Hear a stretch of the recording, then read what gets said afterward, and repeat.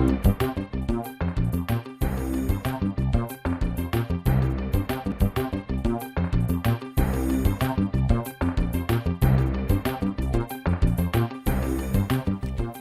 আমন্ত্রণ যমুনার বিশেষ আয়োজন ডক্টর সলকর অনুষ্ঠানে আপনাদের স্বাস্থ্য বিষয়ক নানা প্রশ্ন আর সেসবের তাৎক্ষণিক সমাধান নিয়ে আমাদের এই আয়োজনে থাকছেন দেশ বরণ আর আধুনিক চিকিৎসা বিজ্ঞানের দক্ষ চিকিৎসকরা। এই পর্বে আজ আমাদের আলোচনার বিষয় পুরুষের বন্ধ্যাত্ব। আলোচনার জন্য আমাদের সঙ্গে অতিথি হিসেবে আছেন ডাক্তার মারুফ আহমেদ, সহযোগী অধ্যাপক, ইউরোলজি বিভাগ, ঢাকা মেডিকেল কলেজ ও হাসপাতাল। আপনাদের সাথে পুরো আয়োজন জুড়ে আছে আমি ডাক্তার আবু সাইদ শিমুল। দর্শক, বন্ধ্যাত্ব কথাটা যখন নিয়ে আলোচনা হয় তখন বেশিরভাগ ক্ষেত্রে দেখা যাচ্ছে মহিলাদের বন্ধ্যাত্বের নিয়ে আমাদের আলোচনা বেশি, কিন্তু পুরুষের কারণেও কিন্তু বন্ধ্যাত্ব হতে পারে। এই বন্ধ্যাত্বর কারণ কি, চিকিৎসা কি, এবং এই চিকিৎসা আমাদের দেশে হয় কিনা, এই সব বিষয় নিয়ে আলাপ করতে আমাদের সাথে আছেন ডাক্তার মারুফ আহমেদ। আপনাকে স্বাগত আমাদের অনুষ্ঠানে। একটু যদি আসলে প্রথমে বলতেন যে বন্ধ্যাত্ব বা ইনফার্টিলিটি আমরা বলি, যে আসলে কখন আমরা বলবো যে বন্ধ্যাত্ব, যে এই কতদিন বিয়ে হওয়ার পর বা কখন ঘোষণা করা যাবে যে না এর মধ্যে বোধহয় সমস্যা রয়েছে, চিকিৎসকের শরণাপন্ন হওয়া উচিত? কারণ অনেকের মধ্যে এই ধারণা রয়েছে যে আচ্ছা বাচ্চা তো হবে, বিয়ে হয়েছে, একসময় হবে। কখন আমরা আসলে আর বিলম্ব না করে চিকিৎসকের শরণাপন্ন হব? ধন্যবাদ। বন্ধ্যাত্ব আসলে খুব এখন সাধারণ প্রবলেম। আমরা এত বেশি পেশেন্ট পাচ্ছি বন্ধ্যাত্বের বিভিন্ন কারণে। একটু যেমন আগে আর্লি ম্যারেজ বা অল্প বয়সে বিয়ে হতো, এখন বিয়ের প্রবণতা বিভিন্ন শিক্ষা সমাপ্ত, একটু এস্টাবলিশমেন্ট বা একটু সে আর্থিকভাবে সচ্ছল হওয়ার পরে তারপরে বিয়ের দিকে যাচ্ছে, তাহলে বিয়ের বয়সটা বেড়ে যাচ্ছে। তার কারণে প্রচুর পরিমাণ বন্ধ্যাত্বর পেশেন্ট এখন আমরা পাচ্ছি। বন্ধ্যাত্ব কিন্তু পুরুষ মহিলা সবারই হয়, এটা কোনো এককভাবে মহিলার রোগ না বা এটা পুরুষেরও রোগ না। তবে বন্ধ্যাত্ব আমরা আগে যেমন ছিল, বন্ধ্যাত্ব পর্যন্ত দেখি আমরা 5 বছর, 30 বছর, 40 বছর। এখন কিন্তু এই অপশনের ভেতরে বা ওইরকমভাবে আমরা ওয়েটিংয়ের টাইমে নাই। আমরা একটা পুরুষ বা মহিলা বিয়ে হওয়ার পরে সে স্বাভাবিক যে বিবাহিত জীবনযাপন করে, মেলামেশা করে, সেক্সুয়াল মেলামেশা এগুলো হওয়ার পরে আমরা 1 বছর পর্যন্ত আনপ্রোটেক্টেড সেক্স, সে যদি বাচ্চা না হওয়ার জন্য কোনো ব্যবস্থা ছাড়াই 1 বছর মেলামেশা করে, 1 বছরের ভেতরে যদি সে বাচ্চার চেষ্টা করে কিন্তু বাচ্চা হচ্ছে না, তারপরে আমরা বন্ধ্যাত্ব হিসাবে সেটাকে আখ্যা দিই এবং চিকিৎসার জন্য চিকিৎসকের কাছে যেতে বলি বা শরণাপন্ন হইতে বলি। আচ্ছা, এই যে কি কারণে আসলে এই ধরনের ইনফার্টিলিটি বা বন্ধ্যাত্ব হতে পারে? বন্ধ্যাত্ব কিন্তু সংখ্যা অনেক। পৃথিবীতে প্রায় এখনো পর্যন্ত যেসব জায়গায় ডকুমেন্টেশন মেনটেন করে প্রায় 1,86,000-এর মতো 1,86,000 মিলিয়নের মতো জনগণ কিন্তু এই বন্ধ্যাত্বর আক্রান্ত সারা পৃথিবী ব্যাপী। এটা একটা বড় অনেক সংখ্যা, তো কাজে এটার চিকিৎসা দরকার। একটা বড় অংশ জনগণ যেহেতু আক্রান্ত হচ্ছে, এটা আমাদের পৃথিবী টিকা রাখতে হলে তো জনগণ লাগবে, ভবিষ্যৎ প্রজন্ম লাগবে, কর্মক্ষম জনগণ, তাদের জন্য তো বাচ্চা কাচ্চা লাগবে। কাজে এটা একটা ইম্পর্টেন্স, গুরুত্বপূর্ণ বিষয়, এটাকে চিকিৎসা আনতে হবে। এটা পুরুষ এবং মহিলা আমরা বললাম যে 2 ক্ষেত্রে আক্রান্ত হয়, এবং মহিলাদের ক্ষেত্রে সাধারণত গাইনোকোলজিস্টের কাছে পরামর্শ করে, তাদের কিছু কারণ আছে। আবার পুরুষের ক্ষেত্রে কারণ আছে। আমাদের কাছে যে পুরুষ ডাক্তার বা ইউরোলজিস্ট, তাদের কাছে সাধারণত পুরুষ ডাক্তাররা, পুরুষ বন্ধ্যাত্বের পেশেন্টগুলো আমাদের কাছে আসে। গাইনি ডাক্তারদের কাছে, বিশেষজ্ঞ আছে, তারাও আমাদের কাছে আবার রেফার করে আমাদের কাছে পাঠিয়ে দেয়। এগুলো কারণের ভেতরে কিছু আছে যে কারেক্টেবল বলি, যেগুলোকে ঠিক করা যায়, বিভিন্ন সার্জিক্যাল চিকিৎসা দিয়ে, কিছু ওষুধপত্র দিয়ে ঠিক করা যায়, এরকম কিছু কারণ আছে। আর কিছু আছে যে এটা একবারেই ঠিক করা যায় না, সেগুলোতে আরও পদ্ধতি অবলম্বন করতে হয়। কিছু আছে যে মিনিমাল ইনভেসিভ কিছু ব্যবস্থা নিলে, যেমন অ্যাসিস্টেড রিপ্রোডাক্টিভ টেকনিক বলে, যে টেস্ট টিউব বেবি আমরা সাধারণ ভাষায় বলি, এই প্রক্রিয়ার মাধ্যমে সেগুলো সমাধান করা যায়। তো কারণের ভেতরে দেখা যায় যদি আমরা লোকাল কারণ আর কিছু সিস্টেমিক কারণ। লোকাল কারণ বলতে যে অন্ডকোষ, পেনিস এসবের কিছু কারণের জন্য বাচ্চা কাচ্চা হতে চায় না। যেমন অন্ডকোষে চারিদিকে রক্তনালী যদি ফোলা থাকে, এটাকে বলে ভেরিকোসিল বলে।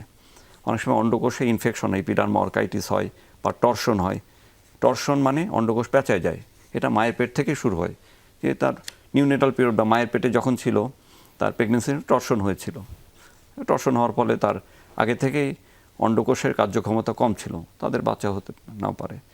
একটা হচ্ছে যে তার কিছু সার্জারি হয়। সার্জারি যেমন হার্নিয়া অ্যাপেন্ডিক্স সার্জারি হলো, সার্জারি হতে যে যে বীর্যের নালী সেটা হয়তো ক্ষতিগ্রস্ত হলো, সে কারণে এরকমভাবে হতে পারে। বা অন্ডকোষের হার্নিয়া, হাইড্রোসিলে জাতীয় অপারেশন করতে যে অন্ডকোষের যে বীর্যের নালী, ইপিডিডাইমিস বলি আমরা, সেগুলো ক্ষতিগ্রস্ত হতে পারে। সার্জিক্যাল কিছু কারণে এরকম হতে পারে। আবার কিছু কারণ হচ্ছে যে অন্ডকোষের একটা টিউমার ছিল, টিউমার অপারেশন করে ফেলে দিছে, আরেকটা অন্ডকোষ কম কাজ করে, বা যেটা বীর্য তৈরি করে তার ভেতরে যে সিমন বা শুক্রাণু থাকে সেটার সংখ্যা কম, এসব কারণে এরকম হতে পারে। কিছু অসুখ বিসুখের কারণে হতে পারে, কিছু লাইফস্টাইলের কারণে হতে পারে। লাইফস্টাইল বলতে যে স্মোকার যারা, তাদের একটা অংশ অনেক সময় এই বন্ধ্যত্ব রোগে ভোগে। সে ক্রনিক অ্যালকোহল বা অন্য নেশা জাতীয় বা এরকম কিছু ওষুধ সেবন করে, তাদের এরকমভাবে বন্ধ্যত্বর কারণ হতে পারে। কিছু ওষুধ আছে কিছু রোগের জন্য, বিশেষ করে অ্যান্টি ডিপ্রেশন বা অ্যান্টিসাইকোটিক মানসিক কিছু ওষুধ খায়, তার ফলে তার কিছু বন্ধ্যত্ব তৈরি হতে পারে। কিছু অনেকে স্বাস্থ্য ভালো করার জন্য অ্যানাবলিক স্টেরয়েড বলে, স্টেরয়েড খায়। কিছু হরমোন, যে সেক্স আমার কম, আমি হরমোন, পুরুষের হরমোনের ইনজেকশন বা ক্যাপসুল খাই, এগুলো ওভারডোজ খাওয়ার ফলেও তার বন্ধ্যত্ব ডেভেলপ করতে পারে। আচ্ছা। আবার কিছু সিস্টেমিক ডিজিজ, তার ক্রনিক একটা ক্যান্সার ছিল, তার জন্য কেমোথেরাপি, রেডিওথেরাপি পেয়েছে। হ্যাঁ, টিবি ছিল, টিবির কারণে বীর্যনালীগুলো বন্ধ হয়ে থাকলো। তার একটা CKD patient chronic kidney failure, dialysis পাই, তাদের সিস্টেমিক কারণে বা তার জেনারেল অসুস্থতার কারণে বন্ধ্যত্ব ডেভেলপ করতে পারে। আচ্ছা, পুরুষের বন্ধ্যত্ব আসলে সংখ্যাটা কেমন বা দিন দিন এটা বাড়ছে কিনা, এটা যদি একটু বলতেন। বাংলাদেশের জন্য তো এরকম স্ট্যাটিস্টিক্স এখন ওরকম পূর্ণাঙ্গ তৈরি হয় নাই, এটা প্রক্রিয়াধীন তৈরি হচ্ছে এখন। ডকুমেন্টেশন এবং স্ট্যাটিস্টিক্সের প্রতি সারা ওয়ার্ল্ড যোগ দিচ্ছে, বাংলাদেশের ডাক্তারও পিছিয়ে নেয়, তারাও এটা নিয়ে আগাচ্ছে, ডাটাবেস তৈরি হচ্ছে। ওয়ার্ল্ড ওয়াইজ দেখা যায় যে একটা পুরুষ সাধারণত 14% অফ 10 থেকে 14% পিপুল আর এক্সপিরিয়েন্স ইনফার্টিলিটি সামহাও। আচ্ছা, অল্প পরিমাণ সে বন্ধ্যত্ব তার হয়তো সাময়িকভাবে হচ্ছে না, আবার সে ডাক্তারের চিকিৎসা নিয়ে ঠিক হয়ে যাচ্ছে। এটা সক্ষম 10 থেকে 14%-এর মতো। তাতে সংখ্যাটা আসলে অনেক অনেক বলতে হবে। এটা একটা প্রশ্ন যে বাচ্চা না হলে তো সবাই চিকিৎসকের কাছে যায়, তাহলে এই ধরনের পুরুষের বন্ধ্যত্ব আসলে কার কাছে যাবে? সবাই তো দেখা যাচ্ছে যে গাইনোকোলজিস্টের কাছে যায় প্রথম। আমাদের দেশের একটা সাধারণ যে মানসিকতা, যে বিয়ের পরে কোনো হাজব্যান্ড ওয়াইফের বাচ্চা হচ্ছে না, স্বামী স্ত্রীর বাচ্চা হচ্ছে না, প্রথমের কাছে গাইনির কাছে যাই, তারা কন্ডেম বা দায়ী করে হচ্ছে মহিলাকে, মহিলা পার্টনারের বা তার ওয়াইফের দোষের জন্য বাচ্চা হচ্ছে না, সেজন্য গাইনোকোলজিস্টের কাছে যায়। এটা আসলে রং ধারণা। বোথ পার্টনার, স্ত্রী, স্বামী স্ত্রী, যে কোনো কারোর সমস্যার জন্য বাচ্চা কাচ্চা নাও হতে পারে, এবং সামান্য একটু চিকিৎসা নিলে সেটা সমাধান হয়। কিন্তু আমাদের দেশে এখনো পর্যন্ত মহিলাদেরকেই বেশি অংশ দায়ী করে। আসলে কোনো ইয়ে আছে কিনা, ইনভেস্টিগেশন বা একটা পরীক্ষা বিষয় আছে কিনা যেগুলো আসলে বোঝা যায়? হ্যাঁ, তো আমরা প্রথমে যেটা কাদের কাছে যাবে, আপনি আগের প্রশ্নটা নিয়ে আমি এটা কন্টিনিউ করি। আগের প্রশ্ন যে এটা মহিলাদের কাছে গেলে, মহিলা বিষয়ক বন্ধ্যত্বতা সাধারণত মহিলারাই চিকিৎসা করেন। পুরুষের বন্ধ্যত্বতা প্রাথমিকভাবে মহিলার কাছে গেলে তারা কিছু পরীক্ষা নিরীক্ষা করে, যদি পুরুষের বন্ধ্যত্ব হয় তখন আবার ইউরোলজিস্টের কাছে পাঠায়। মূলত সারা পৃথিবীতে পুরুষ বন্ধ্যত্ব বা মেন ইনফার্টিলিটি এটা ইউরোলজিস্টরাই চিকিৎসা করে। আরেকটা অংশ আছে, কিছু অংশ আপনার রিপ্রোডাক্টিভ এন্ডোক্রাইনোলজি।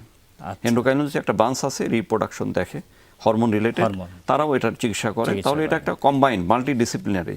এখানে ইউরোলজিস্ট লাগবে, এখানে গাইনোকোলজিস্ট লাগবে, এবং পাশাপাশি একটা এন্ডোক্রাইনোলজিস্ট, এটা আসলে হরমোন বিশেষজ্ঞ, মানে গাইনিক ডাক্তার, ইউরোলজি ডাক্তার এবং একজন এন্ডোক্রাইনোলজিস্ট বা হরমোন বিশেষজ্ঞ কম্বাইন। এটা এককভাবে আসলে চিকিৎসার বিষয় না, বেশিরভাগ ক্ষেত্রে এটা একটা মাল্টিডিসিপ্লিনারি, সবাই মিলে এটা একত্রে বসে চিকিৎসা করতে হবে। আচ্ছা, আমরা দেখেছি যে গাইনিতে বিভিন্ন সাব ব্রাঞ্চ রয়েছে, বিভিন্ন হাসপাতালে তাদের ইনফার্টিলিটি সেন্টারও আছে এখন। এই যে পুরুষের যারা, তারা আসলে কোথায় যাবে? একটা তো আমরা বলি যে তাদের কাছে যাবে, কিন্তু সাধারণ মানুষ তো বলবে যে ঠিক আছে বলেন, আমি কোথায় যাব? হাসপাতালের নাম তারা জানতে চায়। আমাদের বাংলাদেশের আমাদের এই সৌভাগ্য যে আমাদের সরকারি এবং বেসরকারি সব ক্ষেত্রে এই ইনফার্টিলিটি চিকিৎসা ব্যাপকভাবে এটা ডেভেলপ করেছে। পৃথিবীর সর্বোচ্চ পর্যায়ের কাছাকাছি এই চিকিৎসা বাংলাদেশে হচ্ছে এবং সম্ভব। আচ্ছা, এবং এটা সরকারির সমস্ত পুরনো মেডিকেল এবং নতুন মেডিকেলেও এটা সম্প্রসারিত হচ্ছে।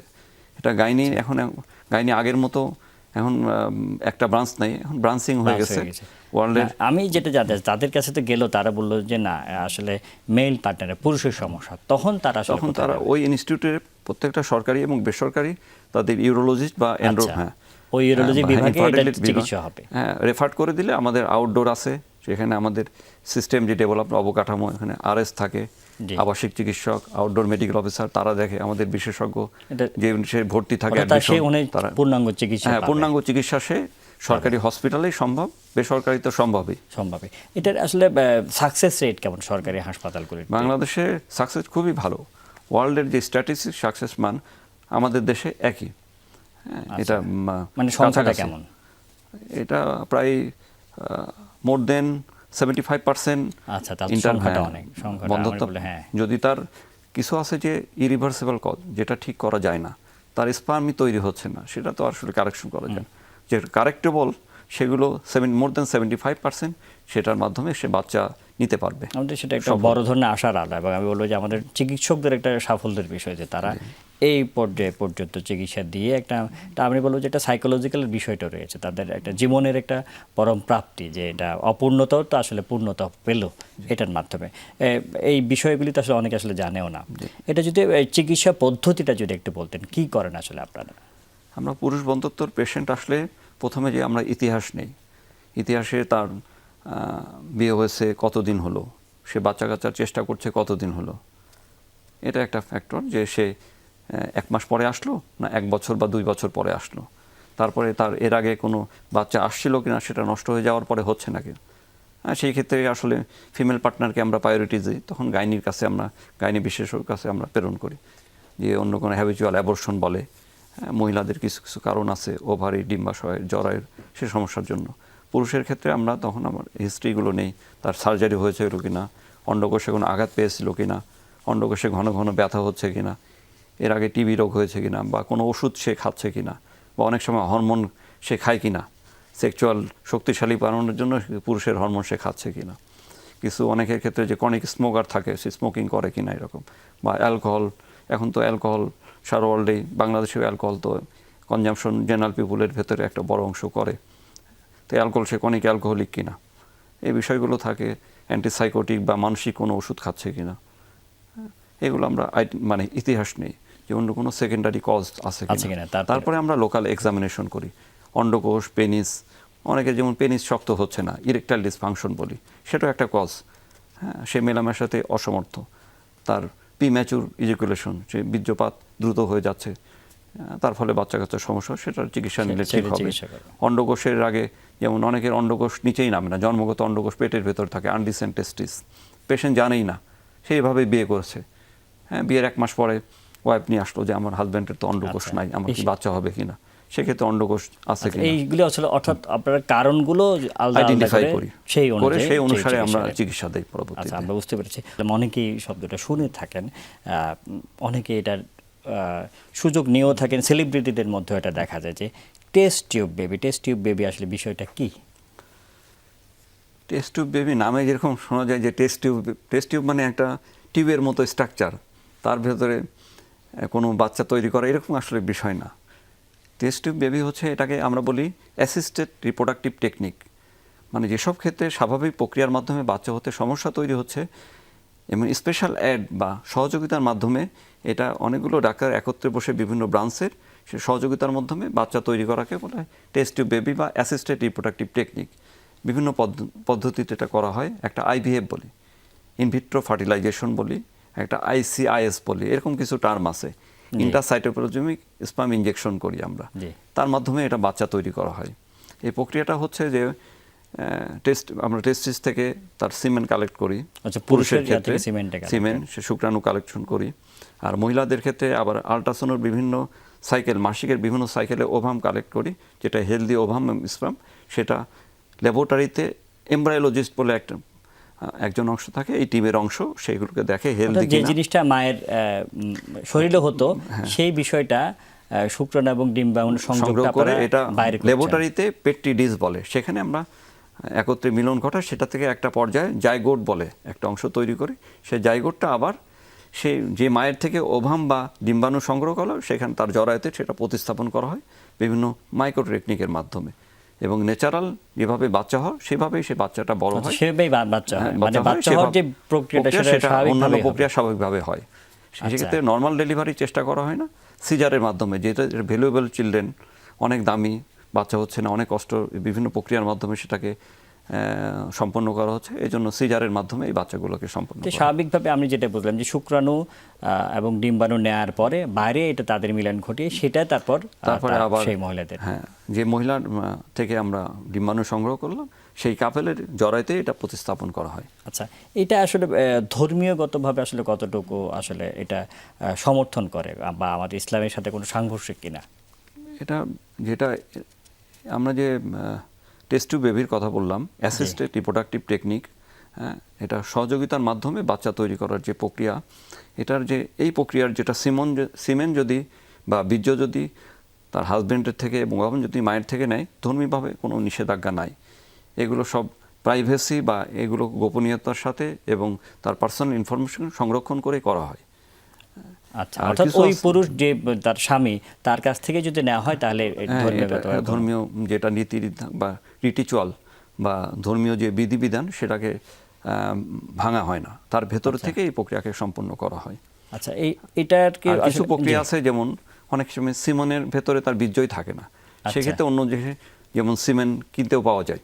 আচ্ছা, এবং মিক্সড যার হচ্ছে না এবং যার হয় এরকম সিমেন্টকে একত্রে মিক্স করে অনেক সময় টেস্ট টিউব বেবি করা হয়। অর্থাৎ যে পুরুষ থেকে নেওয়া হওয়া দেখা যাচ্ছে তার আসলে সিমেন্ট ইয়াই নাই, তার কোয়ালিটি সেই শুক্রাণু নাই, তার মেন্টালি ডিপ্রেশন বা তার মানসিক বিষণ্ণতা দূর করার জন্য আবার যার সিমেন আছে সেটা কিনতে পাওয়া যায় অন্য জায়গায়, দুটাকে মিক্স করেও এই টেস্ট টিউব বেবি করা হয়। এইটাকে আসলে ইসলামিক, হ্যাঁ, ইসলাম বিরোধী। সেটা বাংলাদেশে এটা এই প্রক্রিয়া বা ইসলামিক কান্ট্রিতে এটা ফলো করা হয় না। আচ্ছা, এটা আমেরিকা বা পশ্চিমা বিশ্বে এই প্রক্রিয়ার মাধ্যমে তার সিমেন ওখানে কিনতেও পাওয়া যায় এরকম। আচ্ছা, হ্যাঁ, ওভাম কিনতেও পাওয়া যায়। সেই প্রক্রিয়াগুলোর মাধ্যমে বাংলাদেশ বা ইসলামিক রাষ্ট্রগুলোতে ইসলামিক বিধিবিধান মেনে টেস্ট টিউব বেবি বা অ্যাসিস্টেড রিপ্রোডাক্টিভ টেকনিকগুলোকে কন্টিনিউ করা হয়। আচ্ছা, এগুলিতে কোনো পরবর্তীতে জটিলতা হয় কিনা?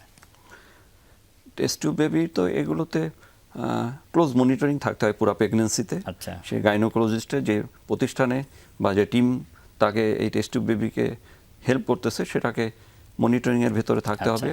তার যদি একটু বয়স্ক পেশেন্ট হয়, তার ডায়াবেটিস, থাইরয়েড, কিডনির সমস্যা, সেগুলোকে খুব ক্লোজ মনিটরিংয়ের মাধ্যমে কাছ থেকে সেটাকে কন্ট্রোলের ভেতরে রাখতে হবে এবং নিয়মিত ফলো আপ করতে হবে, তাহলে দেখা যাচ্ছে জটিলতা হয় না। বাংলাদেশে কি এটা এই প্রক্রিয়াটি চালু আছে কিনা? হ্যাঁ, টেস্ট টিউব বেবি বাংলাদেশে অনেক আগে থেকে শুরু হয়েছে। হ্যাঁ, এটা এখনো চলমান, আগের থেকে এখন উন্নত এবং প্রত্যেকটা বিভাগ পর্যায়ে এখন রিপ্রোডাক্টিভ সেন্টারে, প্রাইভেট এবং সরকারি হসপিটালে এটা কিন্তু অব্যাহত আছে এবং এটা আমাদের ম্যান পাওয়ার ডেভেলপ করে গেছে। এগুলো যে সামান্য জটিলতা হয় সেগুলোকে কিভাবে সংরক্ষণ করতে হবে, আমাদের গাইনো বিশেষজ্ঞ বেশি ব্যাপারে অনেক বেশি এক্সপার্টাইজ হয়ে গেছে। এগুলোর জন্য আমাদের পার্শ্ববর্তী বিভিন্ন দেশে যেত আমার মনে হয় আর যাওয়া লাগবে না এখন। আচ্ছা, এটা বাংলাদেশে আসলে সাকসেস রেট কেমন? বাংলাদেশের আগে এটা উন্নত বিশ্বের মতো খুব ভালো ডে বাই ডে এগুলো বাড়তেছে। এখন centre to centre success rate, কিছু সেন্টার আছে যেগুলো প্রায় 90%-এর উপর তারা সফল হচ্ছে, যেগুলো নতুন সেন্টার সেগুলোতে হয়তো কম 50%। আস্তে আস্তে তাদের সক্ষমতা, এক্সপার্টাইজ বাড়লে সেগুলো আস্তে আস্তে উন্নত বিশ্বের মতো প্রায় 100-র কাছাকাছি, 90 থেকে 100-র কাছাকাছি হয়ে যাবে। আচ্ছা, এটা খুবই আসলে আমি বলবো যে একটা আশার বিষয় যে আমাদের দেশের এই ধরনের চিকিৎসা হচ্ছে এবং আমরা অনুষ্ঠানে একদম শেষ পর্যায়ে চলে এসেছি। এতক্ষণ আপনারা আমাদের সাথে থাকার জন্য ডক্টর মারুফ আহমেদ, আপনাকে অসংখ্য ধন্যবাদ। ধন্যবাদ যমুনা টিভিকে।